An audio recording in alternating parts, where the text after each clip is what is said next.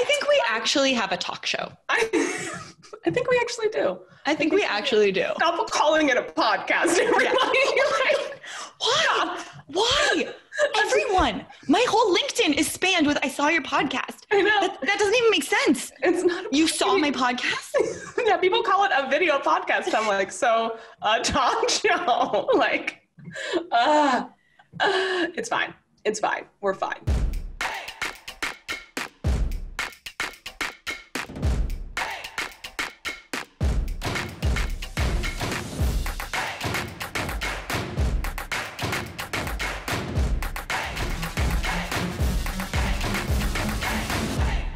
Welcome back, marketing nerds of the world. It's time for another episode of HAMYAW, and today we want to talk about burning it all down. Basically, the experience that quarantine has bestowed upon so many of us, this amazing mix of realizing that we've been straddling this line between deep existential angst about the nature of our work and practicality about needing to pay the bills. For so many people, myself included, we just did an episode sort of about something in line with this.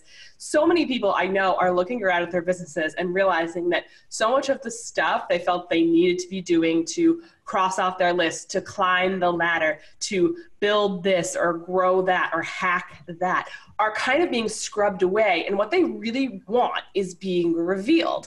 And more people are starting to pursue that. And I think that is incredibly interesting. And before we go any further, we don't want to negate the episode we had about doing exactly what you need to do.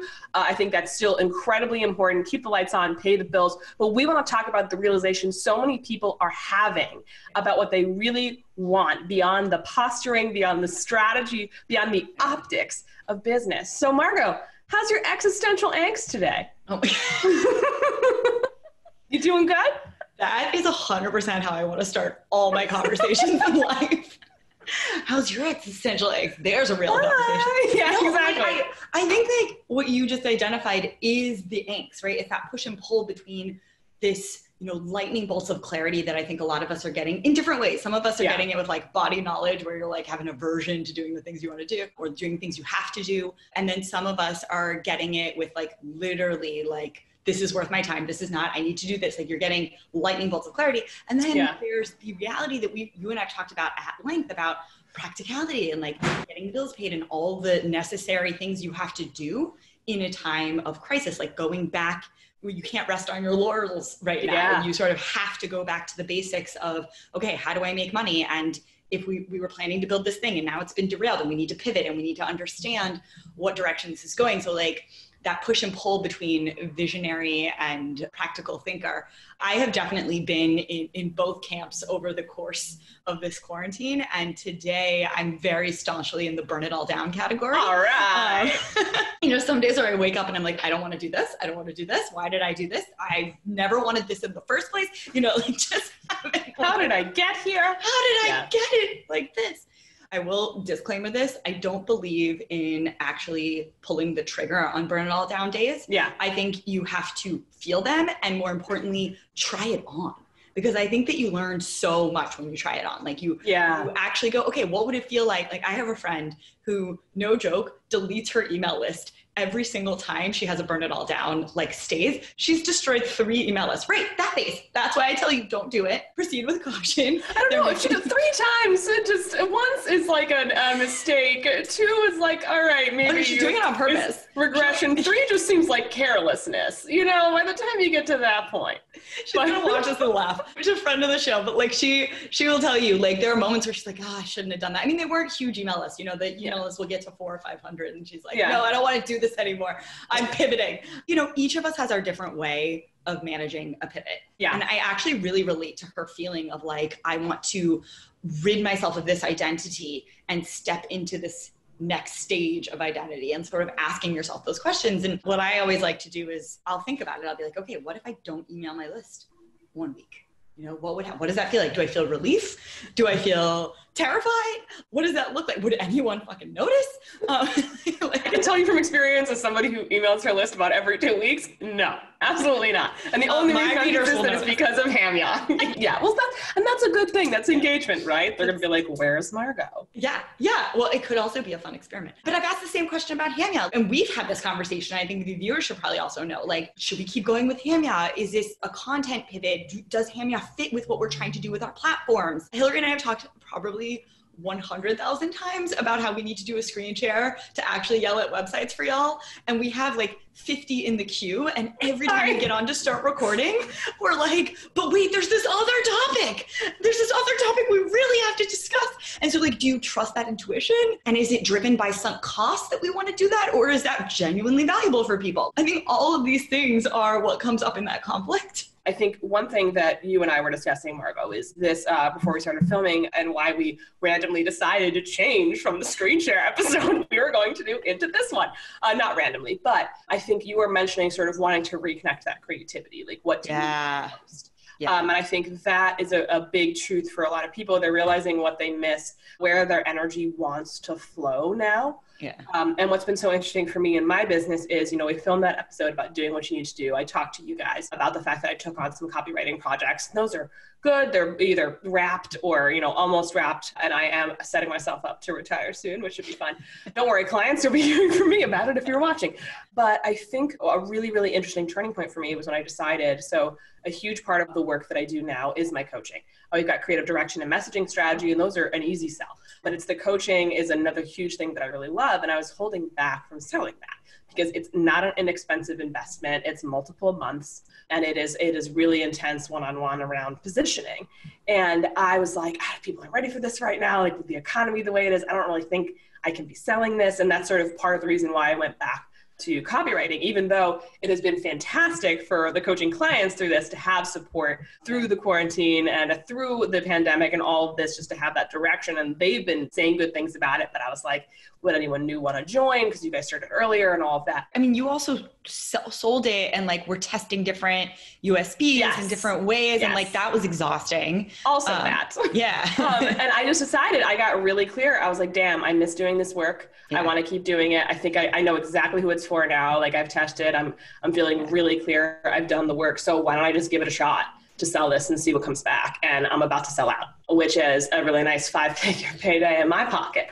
But it's really incredible to sort of see that where energy flows, energy goes, right? And I think choosing to attempt to continue on with the work that I'm most passionate about, as opposed to staying in the practical, right. Like gotta live here because this is for sure paying the bills right now. I decided to roll the dice because again, I had that security of that foundational work. And now that I have rolled the dice, I'm going to be able to make the next move. I just realized just something. Okay, I don't actually think this is in conflict. So we were saying there's a conflict between like the practicality of doing what you have to do to make ends meet, and then the like clarity of what you actually want, and those often being in conflict.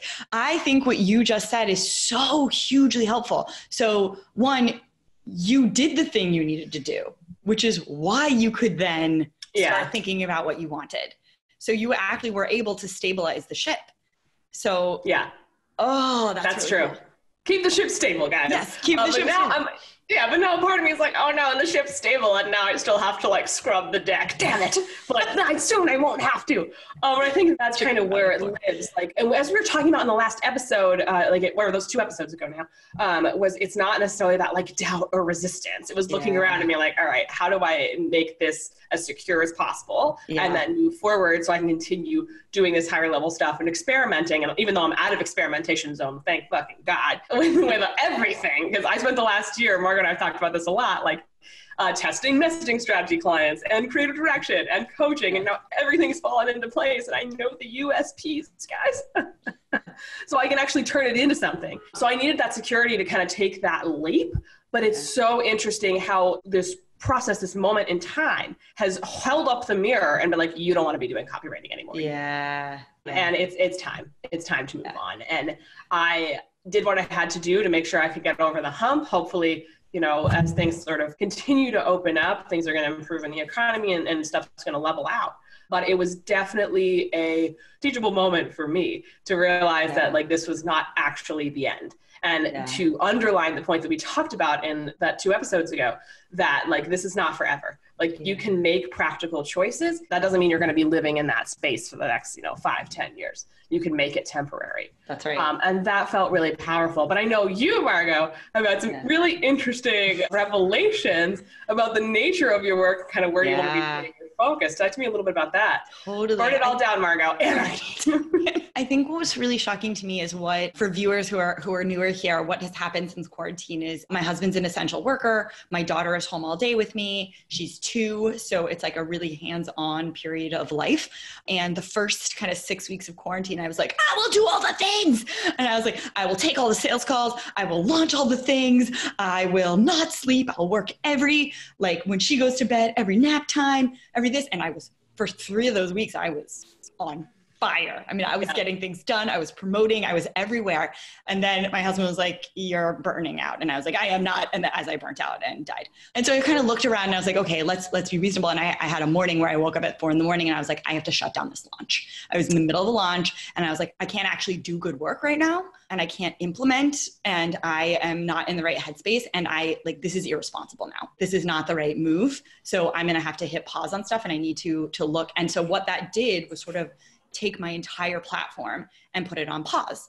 And so I looked what I reasonably had time for and I was like, okay, I cannot stop my writing. So I was like, you'll continue your weekly email. You'll have that up. We had HAMYAWs in the pipeline, but even that, like Hillary can tell you, it's been really hard for me to get to my computer to even edit and be able to things that we normally had a mandated 48-hour turnaround on. I'd be 8 days late. Yeah, it's weird to say that out loud because I'm looking, I'm like, what were you doing with your time? It's like, yo, time is a flat circle here in quarantine. It was 2 weeks or 2 days. I don't know. Was it 2 hours? I mean, I can tell you what I was doing. I mean, this morning I tried to edit some HAMYAW stuff or just rewatch an episode so I could do some show notes.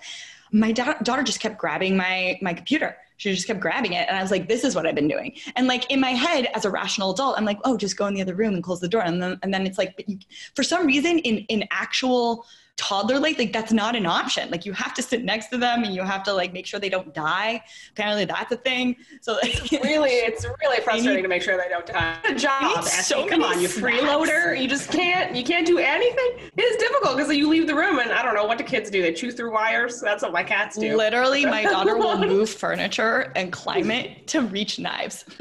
I'm not even kidding. Tiny little death. Things where I'm like, how did you even put that together? Okay, anyway. So the point is, this is the backstory to getting to your question, which is I'm in this stage where I had to put everything on hold. And I think what was fascinating to me is what happened right after that, which is what I missed and what I didn't, how I judged myself, where I found my worthiness, how my identity showed up, where I was like, oh my God, am I a stay-at-home mom now? Am I a writer? Am I a business owner? What do I want to be doing? What is just on pause because it's quarantine? What might not come back? Trying to have all these discussions with myself. And I think similarly to you, you start with practicality, how is money? And that is obviously a household conversation. It's not just a business conversation. And thank goodness, our contractors, I meant you and me, our contractors were paid up. So I didn't feel oh God, we owe people money. And oh my God. Can you imagine? Oof. I've never been more grateful for working with only contractors and not full-time employees. So it's weird. It's a disadvantage because you don't get status, but a huge advantage in terms of how much easier it is to actually manage. So it's true. Is the lack of status really a con in these unprecedented times? You underestimate my vanity. Go on though, go on. So I think what came up for me is a lot of stuff about resistance and where was I steering my platform? And I had made so many decisions based on practicality. Okay, this is something that the market's asking for, so I should build it, and it's a thing I'm good at, and I can make some money. And I enjoyed it, but now I saw it go away, and I'm like, I don't miss it. What's that about? And why don't I miss it? And then there's certain things where it's I miss them so much. I mean, what I would give to have an uninterrupted, even 40 minutes to just write my thoughts out, and then send them to y'all. There are times where I ghost on Instagram, and Instagram's not even well, it is for business, but things where it would be okay, just write a caption. It's so much work to do with a toddler that I miss that piece. I miss being able to self-express, I guess, and to share. And so that part's been really nice. So like there's little things like that you start to observe, or that I've started to observe, that have been really clarifying in terms of where the business goes. And I think what's been frightening and where I am right now is like, there's certain things where I'm like, I'm not bringing that back. I'm not bringing that back. That can die. Burn it. I think where I'm always terrified is if my first thought is you need to rewrite your about page. I know it's a phase, but oh no, not that part. Not that. No, but just questions like clarity for myself. It doesn't always mean that things are going to change in the way the audience sees me, but just interpersonally, I'll know my ambition is going in a different direction, or I want to chase different projects. I know I still want my audience, but like, I don't always know, like my interaction with them is going to be different, I think. Yeah. I'm going to be less responsive on email because it's time I admitted to myself that I can't respond to all the emails, like stuff like that, which you've been telling me forever. And I've been like playing, I'm like, no, I will. Yeah. Anyway. What's interesting is, again, this moment in time, it's almost like this is sort of the nature of grief in a lot of ways. Like when you lose somebody. Talk about that. You remember all the wonderful things about them. And there are all the things that you didn't realize you would miss, all these tiny details. And I think when something like a pandemic happens, like when a global event like this, that's again, like totally nothing you can do. All of us are out of control. Literally the only thing we could do was sit at home. Yeah. It scrubs a lot of the extra stuff, a lot of like the packaging away. Yeah. And I think that's actually a really wonderful moment, because I think as business owners also, and especially, you guys know what I'm about to say, especially as women, sometimes when we look around and realize, oh shit, I don't want to do this anymore. Yeah. We second guess ourselves. Yeah. And we will fight that feeling for a really long time. And I think the gift in a lot of ways of the situation is for people realizing that like you are allowed to say, oh shit, I don't want to do this anymore. And you can listen to that because you only have one life. You only have one chance, and you don't know when your momentum, when your audience, when the demand for your whatever you offer is going to go away. So why not let go of what you don't want to do anymore to pursue what you really want, and use that time and energy wisely. Now, I'm not about to tell you to leave your 6-figure marketing business to go pursue underwater basket weaving. But if that's what you want to do, why the hell not? You weave those baskets. But I think it's responsibly with your bills paid for. Go on. Responsibly. But I do think that has been a really powerful initiation for all of us in that regard. And I think a lot of people are realizing that the stuff they were already thinking about leaving behind, that little voice in the back of their minds that was like, I'm done with this, like not enjoying this work anymore. I want to do this. Like, I know my passion lies here. Like, this gives me energy and this zaps it. After that those initial couple months of like, got to make the bills paid, make sure the bills are paid. Now that the smoke is clearing, I think for a lot of people, it's never been more obvious where they need to be and where they belong. Just not in terms of even people being like, come on in, but rather like the sandbox they want to be playing in, people that they feel like they have so much in common with, and all of that. It's a different situation, a different climate. Yeah. Can we sit here for a second? Because I think what you said about second guessing is a really big deal. I think like learning to trust and listen to your gut is actually the skill we need as founders and as visionaries and as people who are steering ship. And I think that especially as women, that is one of the things that is, but it's for real, like it's conditioned out of you. 100%. It's conditioned out of you to not trust yourself, to not go with your gut, and not even allow yourself to make mistakes. I hear a lot of people saying, well, I just want to make the best decision. It's like, fuck the best. You just make a decision. And like learning how to make it. So it's funny. I've been reading this book called The Body Keeps Score, which apparently everyone has read. I referenced that. I was like, you might even say The Body Keeps Score. You made a comment about feeling something in your body earlier. I was like, you're reading that book, aren't you? So everyone I've mentioned it to has already read it. Apparently I'm like super late on this. Okay, we'll read it so we can talk about it. We'll have a HAMYAW on it. And there's so much to say about it. But I think right here, what I want to bring up is that like we often ignore the voice inside with good reason for a million reasons that happened in your childhood. But I think we're adults now that we can start to learn to listen to ourselves again. And I want to say something specifically to our people who tread the line between artistry and business. This was a realization I had for myself, and I noticed it in literally when I started thinking about it, all of my clients. Every single client I have ever had, specifically for my voice lessons product. Such a great name. Yeah, it needs to be a book, doesn't it? It really does. So we often miscategorize things as resistance. And I am the queen of talking about resistance. We have a great episode on it, which I'll have to link somewhere. But I think this is where conditioning is really important to talk about, because we often will be like, oh, it's fear that's coming up.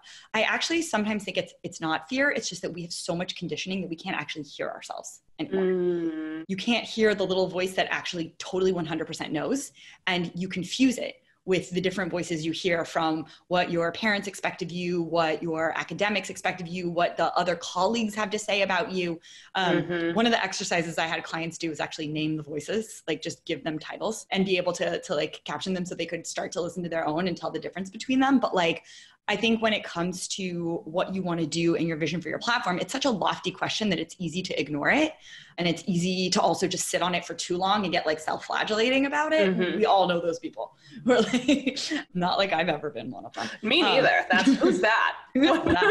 I think in a pandemic setting, in a crisis, in a situation of a chronic crisis even, one of the good things that can come out of it is that ability to listen, to just listen and tell the truth about who you are and what you want. And it is powerful. Yeah, it really is. And being connected to that main line. And I actually have a client who is a futurist and studies the future of work and is a consultant for major corporations, like redesigning the C-suites and all of that.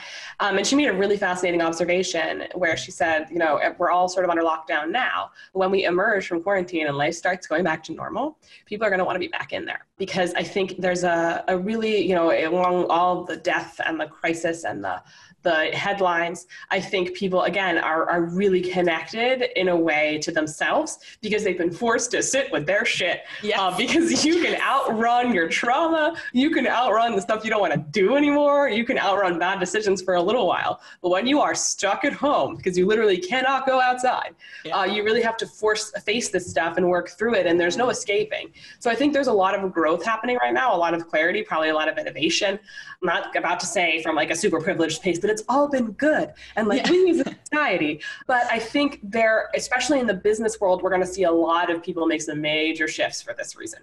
I think people are getting I hope so. On what rather than wasting time. Yeah. My fear is that we snap back. Like I fear that for myself too, is that I'll immediately be like, make money mode. Let's go. Let's do practical things. Let's like not think about the future. Let's just like think about our ego and get all the ego awards. As a woman. Yeah.